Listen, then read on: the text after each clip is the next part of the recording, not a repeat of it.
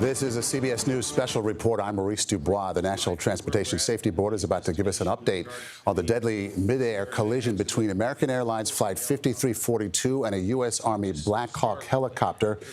Crash, of course, happened Wednesday night. 64 people on board the plane while it was on approach to Reagan National Airport in the Washington, D.C. area. The helicopter had 3 people on board.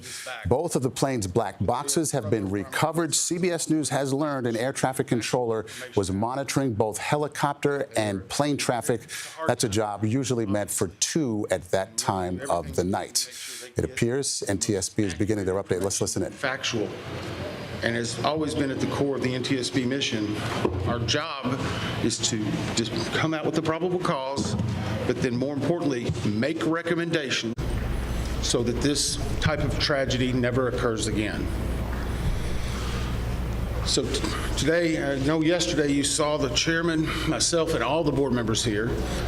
I just want to let you know they are still actively involved with this. We're just trying to make sure we're dividing and conquering.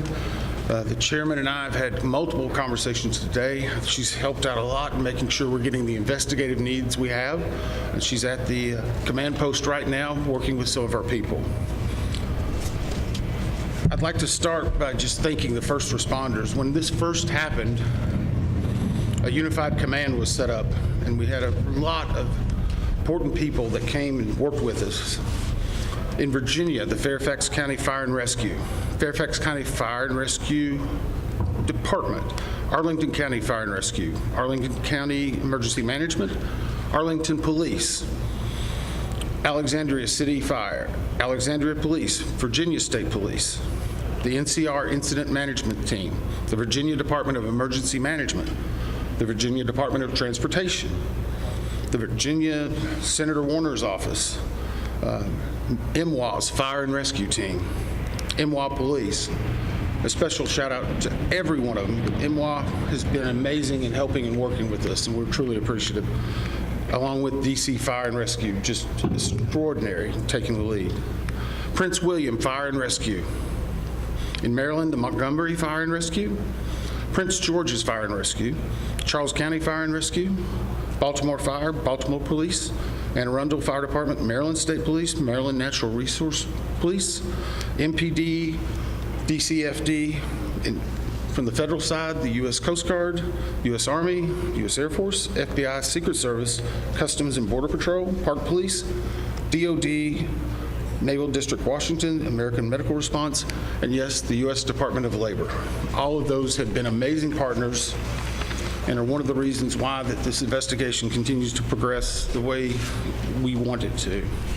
As I said, we did family briefings last night, and today there are over 100 family members that are now in the area receiving briefings, and as part of a legislative requirement, receiving family assistance. They have been briefed by the medical examiner, the fire chief, NTSB chairman, and myself, along with the family assistant unit from PSA Airlines. In regard to NTSB staff, all staff are now on scene that have been requested, and I want to point out one specific staff member, because we're doing a joint NTSB and DOD investigation. The NTSB actually has a Black Hawk certified pilot on staff, on our personal staff, based out of Alaska. Once we realized the dynamics and the intricacies of the Black Hawk, we have brought that member in, and they are on scene now, providing direct technical assistance to the NTSB.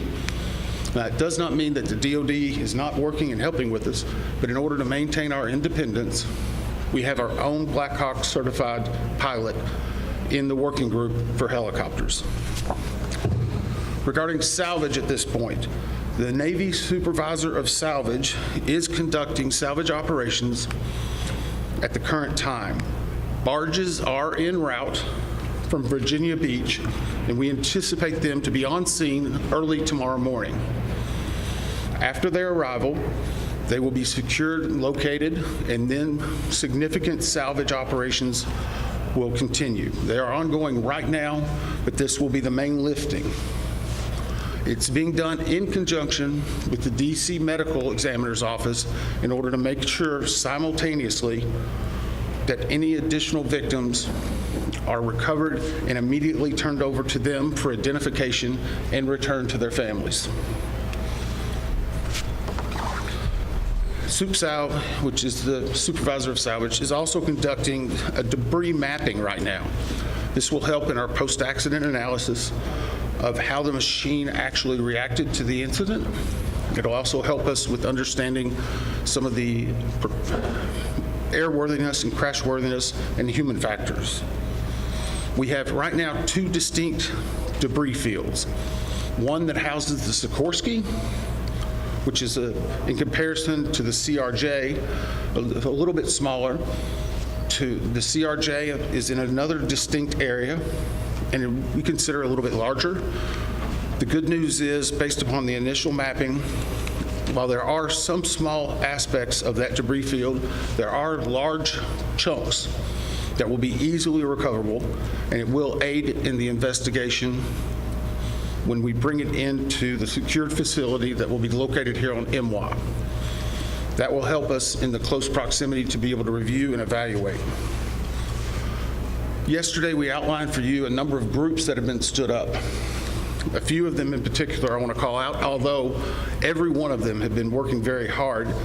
For your edification, the ATC group, Air Traffic Control, has been conducting interviews today. They're ongoing tonight. They will be ongoing for probably the next few days. We've had full cooperation in getting the witnesses that we need to gain those interviews. We will then take that information and match it with other data that we're receiving, and if necessary, conduct follow-up interviews at a later time. Our operations group now has on site an exemplar airplane similar to the CRJ 700. It's on a hard stand here at MWA. They will use that to evaluate cockpit configuration, seating, things like that. So whenever the salvage comes up, we're able to use an exemplary aircraft to match it against examples such as where maybe switches are, navigational aids, electronics. It is almost the exact same configuration as the incident aircraft. I want to clarify one thing. There's been a lot of questions and discussion regarding manifest. Let me make this very clear. The NTSB will not and has not released a manifest. We have not in our history, not in our past. We will not be in this accident. In fact, there's specific congressional language that whenever it is in our possession, it is not available through the Freedom of Information Act. It will not be included in our report. We will not be putting any names of any of the victims. Any release of that information will come from other individuals or groups. Regarding the recorders, as many of you saw last night, we recovered from the CRJ 2 separate recorders. One was a FDFR, that is a flight data recorder. FD. That was actually in what we consider good condition. As part of that process, it was soaked in alcohol overnight. It was then opened today, and we have a high level of confidence that we will be able to get a full download in the very near future. Now, once we do have that download, we will not be releasing immediately the information regarding it. We will have to go through, correct the data sets, make sure they're synchronized. This has approximately up to possibly 2,000 data points. Is that right, Bryce? So all of that has to be synchronized and looked at. It's a very laborious practice. It takes a lot of time. Regarding the CRJ's cockpit voice recorder, once it was recovered and opened, we found that it had water intrusion. That is not uncommon. It is not an unusual event for us to receive a recorder with water intrusion. We deal with that all the time. Our recorders division is one of the best in the country, in the world actually, and we have recorders sent everywhere, so there's a step. The CVR was soaked overnight in ionized water, at which point the team put the CVR into a vacuum oven in order to extract moisture. They are still checking electrical connections to determine if they're ready to try a download.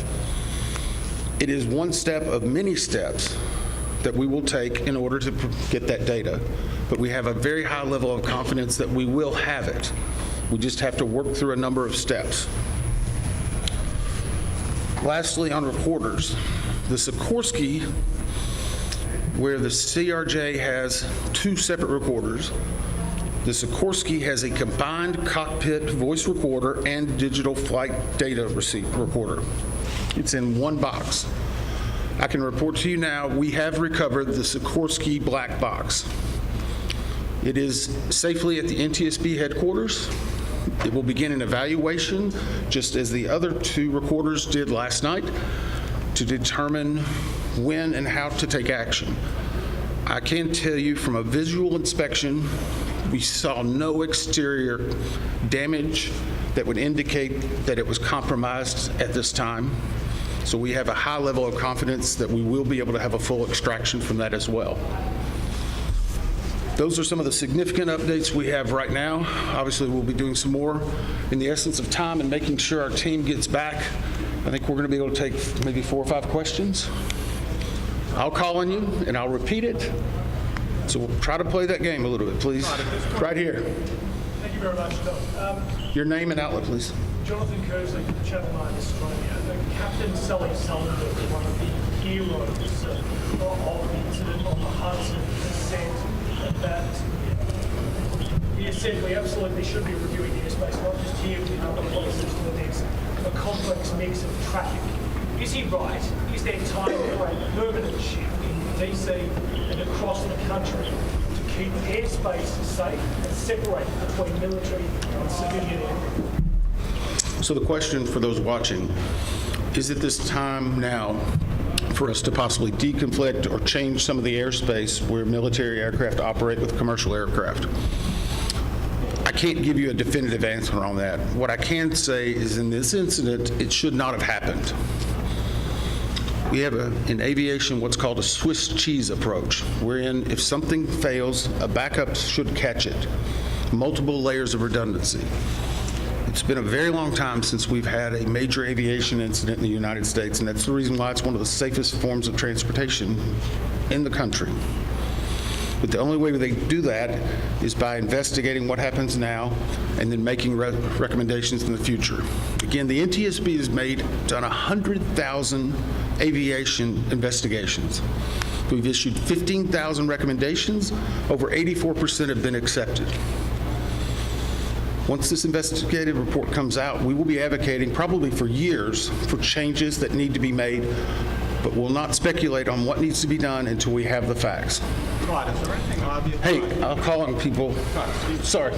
Member Dave Jefferson from Reuters. Can you talk about how long you think it will take to recover the debris, how long you plan to be on site, and have you got any early data yet off the ATC tapes?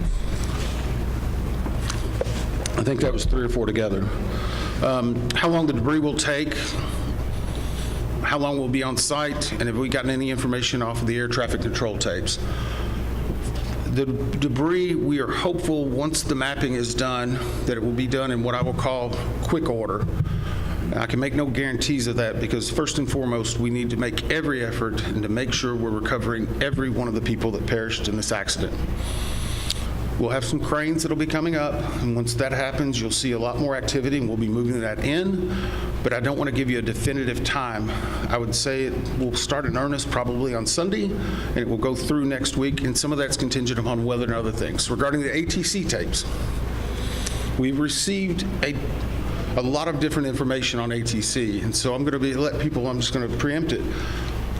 Off-the-shelf software programs are not always as accurate as the data we specifically get from ADSB, from the black boxes. All of that are factors that come into our investigation. So we will not speculate about ATC tapes that you may have heard and seen online or snippets. We are getting the full cooperation that we need to be able to make an accurate assessment and to make sure what we are saying is factual and that it will help and aid in the entire investigation. You? Todd, Cooper from Channel 7 in Boston. Is there anything glaring from the videos that we've all seen that would tell you that the pilot in the Black Hawk helicopter made a mistake? The question is, based on the videos, have we drawn any conclusions? We have not. We know that there was a significant incident in which the two aircraft collided, a pretty significant fireball. If you will recall, even after the first day, we only had maybe 1 or 2 grainy images that were coming out. We're seeing more and more at this time.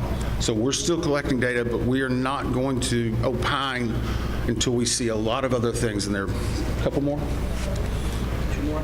Yes, sir. Keep on TV with CNN. How critical is it to interview the controller in the tower cab? How concerning is it to you, the reports that that controller is working 2 positions at the same time? So the question was, how critical are the air traffic control interviews and basically staffing? So air traffic control interviews are critical. That's the reason why there's a process in place. That began immediately after the accident. It was preservation of that evidence. It was immediately taking down notes, getting logs, all that information. We will go back and look at any air traffic controller that was involved in this. We'll go back and look at their past probably 72 hours, even 2 or 3 weeks. We'll look at their training, their hiring, everything, what they probably ate that day. But it is not one point that tells us everything. It's layered into a lot of other information that's very critical. Regarding staffing, the FAA has had a very robust plan in looking at staffing. Obviously, we'll be looking at not only staffing that day, but progressively staffing. How many people, what job functions they were doing. Were they being combined? Were they not? What was the weather outside? What was the number of landings? I recall back during COVID, 1 runway was being used. Runway 1, that was the only one. 33, as traffic came back, started being opened up. So we would look at changes in traffic patterns, construction at the airport, all of that. It all paints a very big picture. Can I just follow up on that? Who are you? Sorry. Oh, sorry. We are with APD. Have investigators interviewed air traffic controllers that they're doing? The question is, have we interviewed air traffic controllers? Yes. I think I started with. Were they working at the time? Sorry. They were working at the time. I'm sorry, the clarification, was it an air traffic controller that was working at the time of the accident? Yes. Yes. Now, I'm not going to speculate. Sorry. Nope, sorry. I'm not going to speculate. The next question is, was there 1, 2, 3? I don't have the answer for that right now. I know that the controller that was working at the time has been interviewed, and his interviews are ongoing throughout the day. Yes, ma'am. Last one.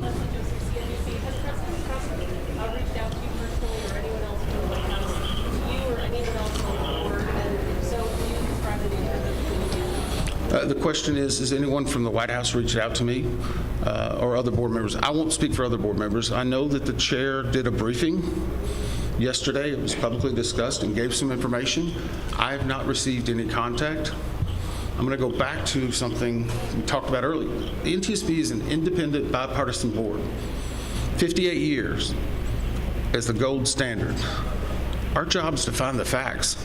But more importantly, our job is to make sure this tragedy doesn't happen again, regardless of what anyone may be saying. Our investigators never want to see this happen again, and I never want to have to go back and brief another set of family like that. Thank you.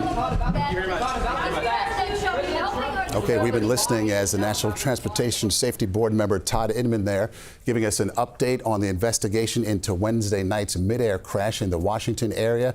The headline here, they've got all the black boxes, 2 from the plane, 1 from the helicopter.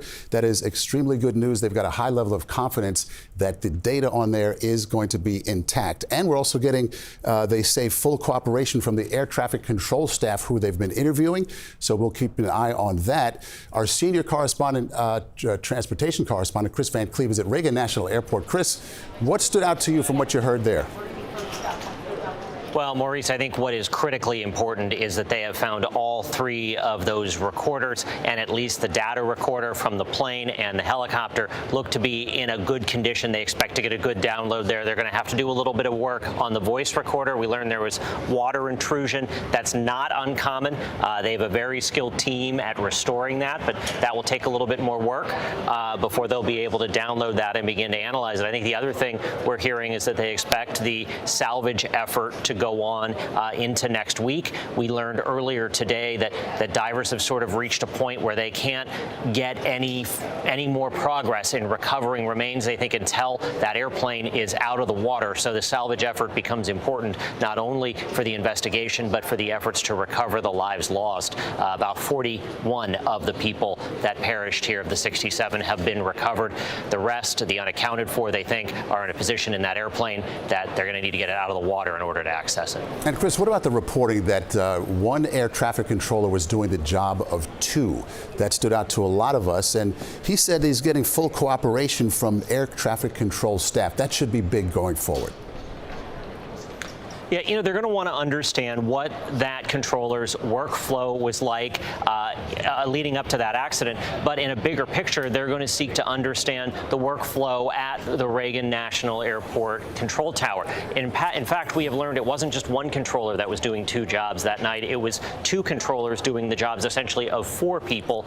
That may or may not result in a degradation of safety, but that is certainly something the NTSB is now going to look at, the human factors, if you will, and how that may have factored in, been one of the links in the chain that led us down the road to disaster. Okay, Kris Van Cleave at Reagan National, thank you so much. Former NTSB Chair Robert Sumwalt joins me now. So, Robert, we were talking about the two black boxes being found, the three of them. That's very big. What do you make of that? And that they feel like there's a high level of confidence that the data on there is still good. Absolutely, and that's certainly good news. As somebody who was at the NTSB for 15 years, we always want to make sure we can get good data off of those recorders. How many investigations were you a part of in your career? Well, altogether over 100. I was on scene doing the job that Todd Inman was doing for 35 accidents. Yeah, when you hear him speak like that, talking about a high level of confidence in the data, what does that tell you? Well, I think that's good news. The NTSB doesn't want to get ahead of itself. The fact that Member Inman is saying that he has that confidence, that I think that gives us optimism that they'll be able to get the voice data and they'll be able to get thousands of parameters off of each of those flight recorders. And we've been talking so much this past week about the air traffic controllers. Why was the chopper in the same airspace at the same altitude as the plane? And what about the air traffic controller's role in that scenario as you could see it unfolding? Well, Member Inman did say that, as you pointed out, they're getting full cooperation from the Air Traffic Control Organization. They've already interviewed the controller who is actively working each of those aircraft. And again, I think it's good that everybody is working well together. The public demands answers. Everyone wants to know right away exactly what happened, right? That's how people are. What do you say to that? Well, the NTSB is an excellent organization, and as Member Inman pointed out, they're the gold standard for accident investigation across the world. I think it's very important that they have their independence, that they exercise their independence, that they're allowed to do the job that Congress has enabled them to do. They've got the funding they need. We want to make sure they've got the funding and the resources and the time to carry out a proper investigation. Yeah, we have to be patient as best we can. But as he said, they stick to the facts. That's what this is all about. Robert Sumwalt, thank you so much for your insight. And our coverage will continue on CBS News 24/7, your local news. And tonight on the CBS Evening News, this has been a CBS News Special Report. I'm Maurice Dubois in New York.